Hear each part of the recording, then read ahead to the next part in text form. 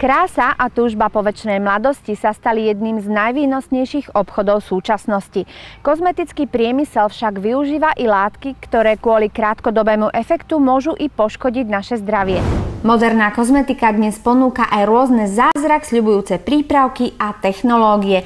Patria medzi ne napríklad botox alebo kyselina hyaluronová, ktoré nás môžu omladiť alebo zbaviť vrások.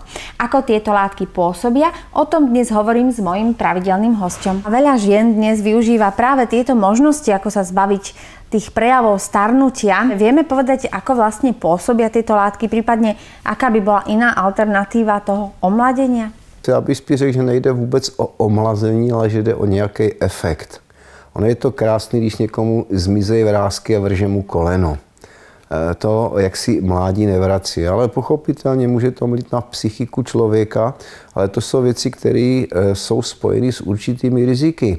Tady se vždycky něco vytrhne z kontextu, tady je nezbytně nutný kolagen, elastin, kyselina hornová, fůra dalších složek, aby si je organismus vytvářel, aby to byly tělesné substance.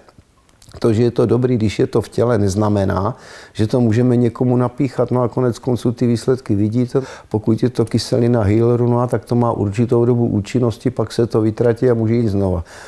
To samé s botoxem, to je jedna z nejtoxičtějších látek, kterou známe, no, takže nízké koncentrace se dávají do pokožky. De facto to umrtví ty nervy, opuchne to, no a člověk v podstatě potom vypadá jak žijící mrtvole. Já v tom žádnou krásu nevidím. Tady by bylo dobré, kdyby lidi trošičku nějakým způsobem přemýšlejí. Sice mám třeba i námitky proti plastické operaci, ale z tohoto pohledu považuji tu plastickou operaci za vhodnější, nežli píchat do sebe takovýhle jedy. Já jsem viděl před časem paní, která do toho investovala značné peníze.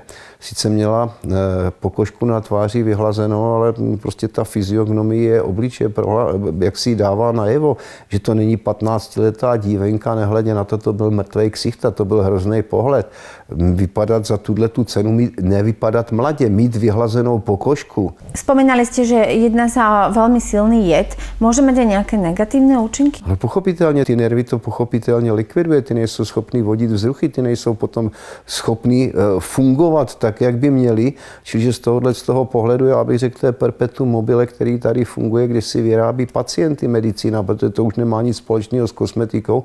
Kosmetička něco podobného dělat nemůže, to už je vysoká odbornost, že toto výhradně může přijít z rukou lékařů a páni doktoři místo, aby lidi léčili, tak jim dělají takovýhle lumpárny, já to jinak nazvat nemůžu. Jestli se to někomu líbí, tak ať si to udělat nechá, dělá si to za svoje peníze, ale ať popřemýšlí taky nad tím, proč si to dělá a kolik z toho bude na ten botox, na tu samotnou proceduru a kolik zpátky cpe do reklamy, aby se dočetl, jak je to dobrý.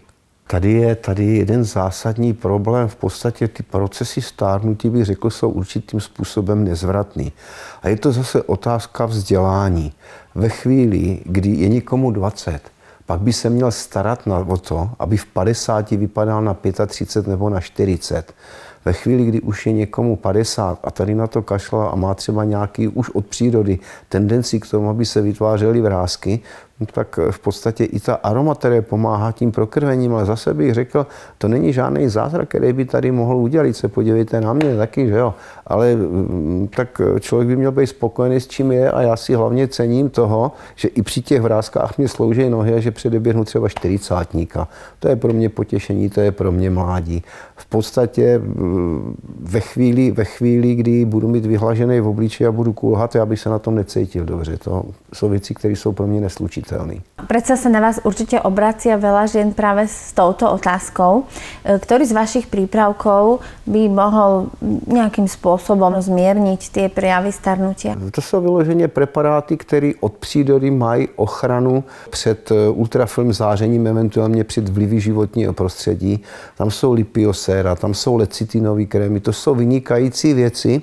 A já jsem takový, možná už jste si to všimla, takový skeptik, když někdo něco řekne ze zákazní otazníku, pane Hádek, já jsem potom omládla, nikoliv, já mám, že ten člověk se v té svý kůži daleko líp cítí a to je ten pocit toho omládnutí. To je pro mě daleko důležitější, aby tady byly veškeré funkce.